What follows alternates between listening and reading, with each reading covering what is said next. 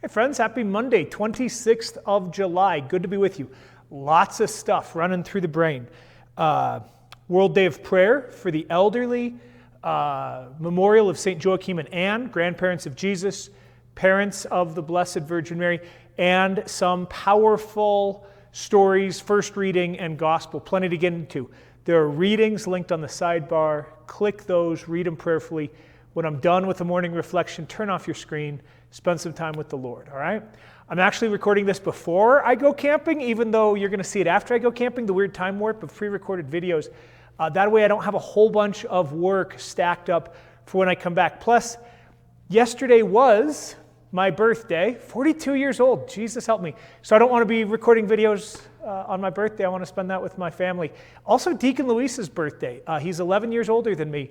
So if I turned 42 yesterday on the 25th, he's 53. So happy birthday to Deacon Luis.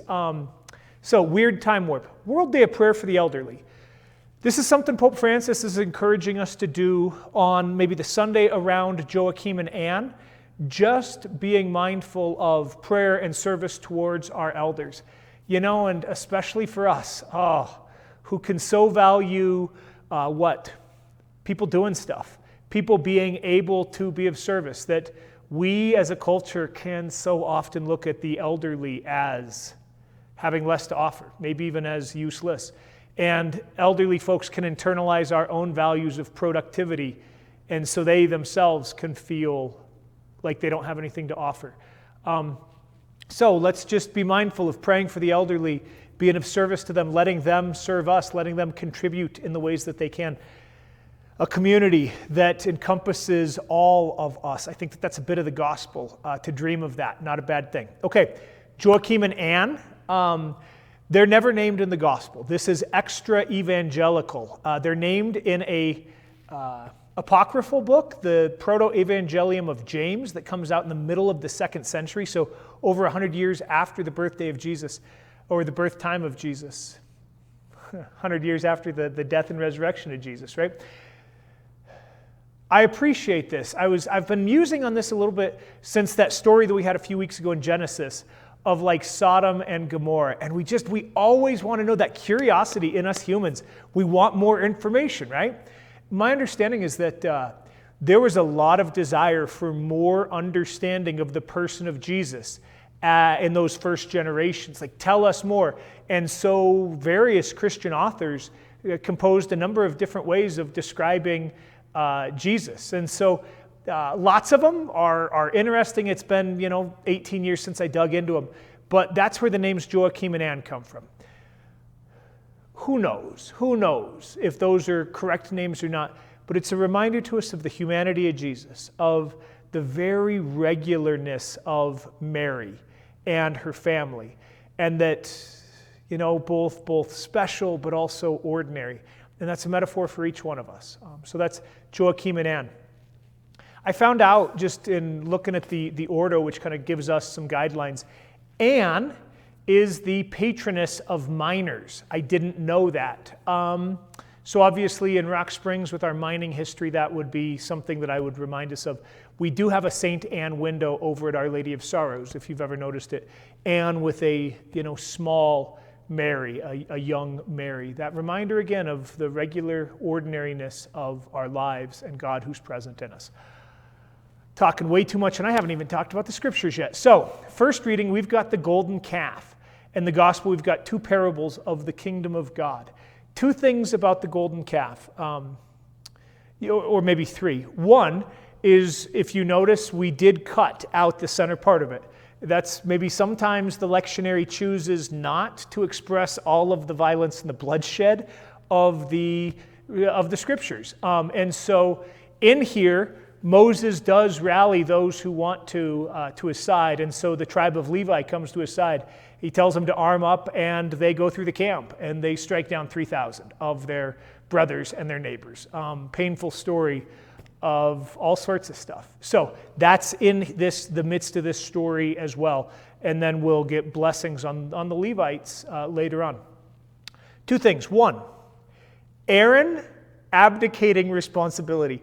I absolutely just died laughing as I was praying with this a little bit. Maybe I shouldn't, but what happened? How did this golden calf come to be? And Aaron's in leadership, right? And Aaron's like, well, let everybody that has gold jewelry take it off. And they gave it to me, and I threw it in the fire, and this calf came out. Like, glorious abdication of responsibility. Maybe the place for us to reflect might simply be, where am I abdicating responsibility for my own call, maybe my own response to God, maybe areas of my life, maybe responsibility to care for myself as a creature, beloved by God, other areas, right? And this is a touchy question, because none of us can live up to the standards of so many different ways. Like, things are going to slide.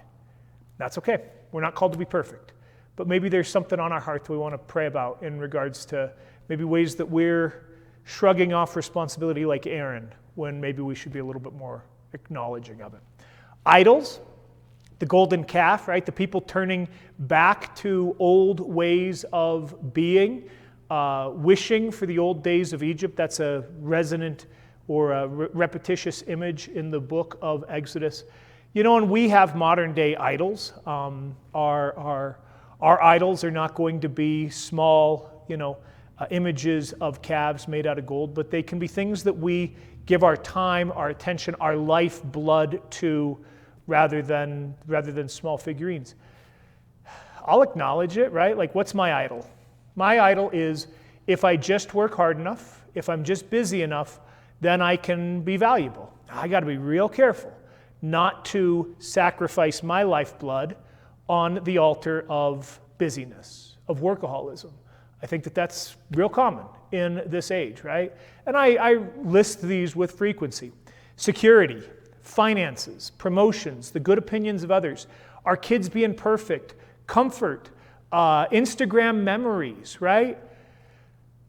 So many ways that we can let go of our energies instead of focusing on the passion that comes to us from living in harmony with our Creator. Wow, I am talking a lot today, and we haven't even talked about the gospel. God bless you.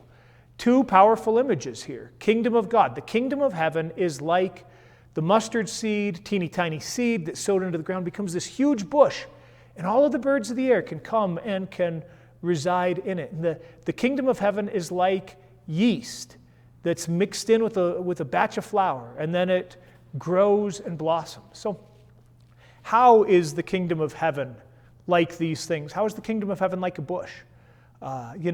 Perhaps the kingdom of heaven is like a bush in that good sense of the word Catholic, meaning universal, that there's no one that's excluded from the love, the mercy, the message of new life from our God.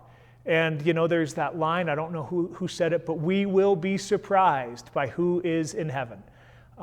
But perhaps we just sit with this image of the kingdom like this bush, and to allow the Lord in mercy and love to expand our hearts, to help us to see with the eyes and the heart of God, who desires all of the birds of the air to be gathered into this kingdom, this place of love. How is the kingdom of heaven like yeast that a woman mixes with a batch of flour? You could use the smallness of it. You only need a little bit of yeast to leaven an entire loaf. You could be, the stinkiness, the repellency of yeast, right? Like when we've got our good sourdough starter going, it's not something that is all that pleasant, but at the same time, it does what needs to be done. Maybe it's the time, right? We're not talking fast-acting yeast. We're talking about wild yeast strains that are cultivated by people. The patience, the hiddenness, the invisibility, the mystery of the kingdom of heaven.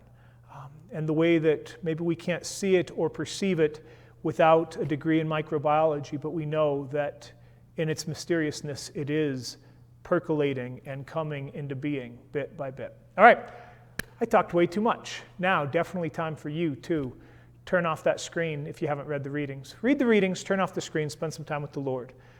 Pray for the elderly and the aged. Be mindful of, the humanness that we all experience, that we celebrate today on Joachim and Anne.